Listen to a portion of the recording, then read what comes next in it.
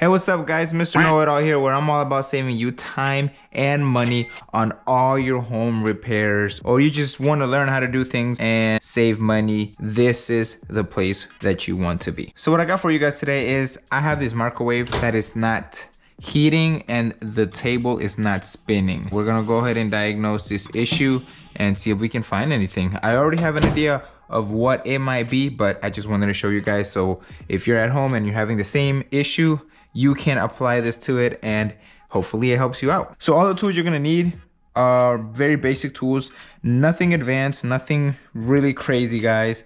You just need a screwdriver, needle nose, and a basic multimeter that tests continuity. For this demonstration, I have a cup of cold water so you guys can see the difference in temperature, okay? Right now, it's reading 60 degrees Fahrenheit. So we're gonna take that out.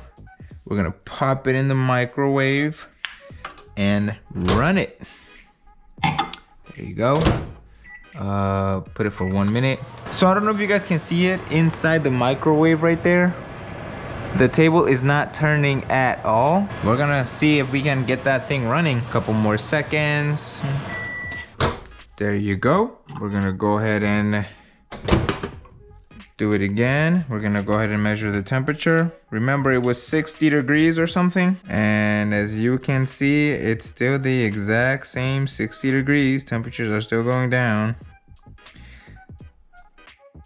Yep. If you guys can see, the temperature should be rising up. Instead, it's going back down to the 60 degrees we started with. And that's a sign that the microwave is not heating up. We're gonna put this cup to the side right here because we're gonna be using that same cup. So first thing you wanna do, guys, is shut the power off the entire microwave. You can either go up here, unplug it from here, from the electrical outlet, or you can go into the main breaker box and shut it from there. Regardless, it's gonna do the same thing, but just make sure you have no power in your microwave because it's very, very dangerous. We're gonna take this cover off next, and by doing so, you have 2 screws up here for this particular microwave. Yours might be a little different, but for this one, we're gonna go ahead and take the 2 screws that are up here.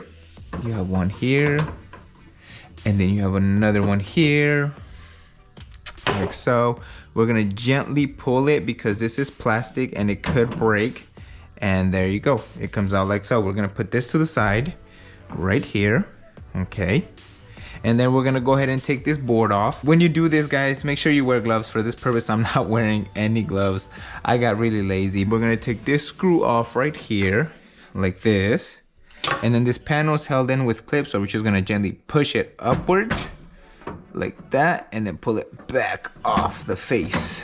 There you go. Like I said before, I already have an idea what it is. So the major components that we're gonna be looking at are the lid switches. Yes, guys, something very simple, something inexpensive can cause your whole microwave to go out. So what we're gonna focus on, guys, are these switches, because these switches is what controls the plate and the magnetron, which is what heats up your microwave. So this is the first easiest thing that you can really check in here, and by doing so, we're gonna go ahead and remove these switches here, and you just push on some tabs here.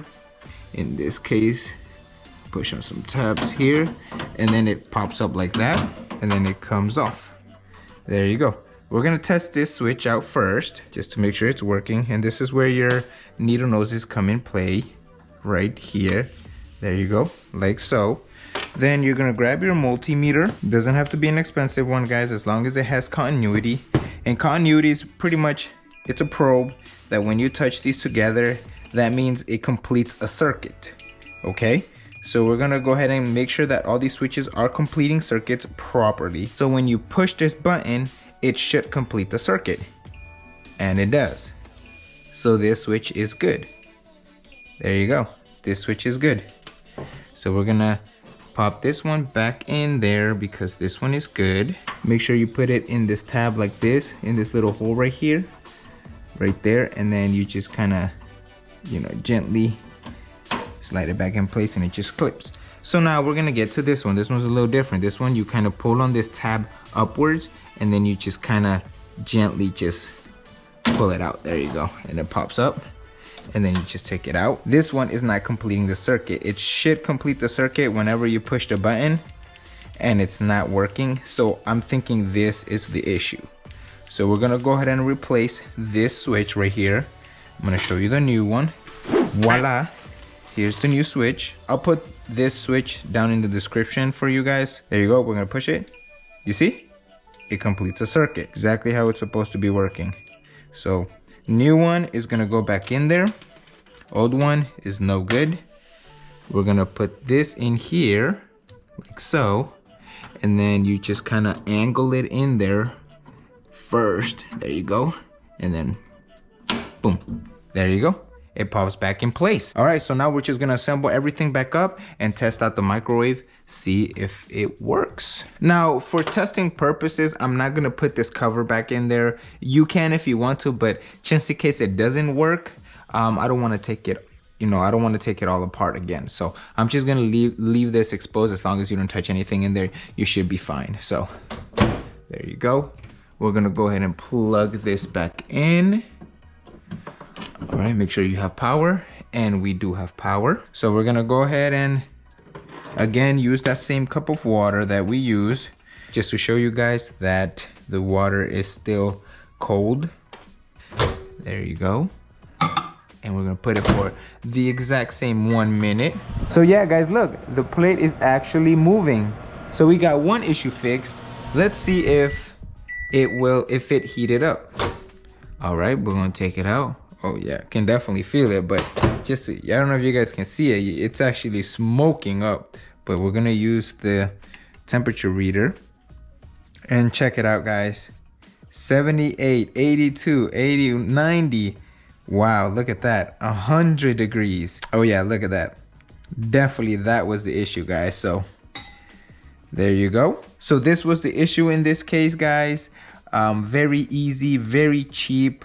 You don't have to replace your whole microwave. This might not always be the case. It might be your magnetron gone bad too, but it doesn't hurt to check these inexpensive little switches and save you the headache from replacing an entire magnetron. So that's it for this video, guys. Thank you so much for watching. I appreciate the support. Leave any comments. Follow me on all my social medias up here somewhere. If you have any questions or concerns, feel free to reach out to me, guys. I'll be happy to help you guys with any issue that you guys have. Make sure to like, make sure to subscribe, because it really motivates me to do more videos like these for you guys that are very simple. Anybody can really do this, and it'll save you guys so much time, and most important, it will save you guys so much money. And I'll see you guys next time for my next video.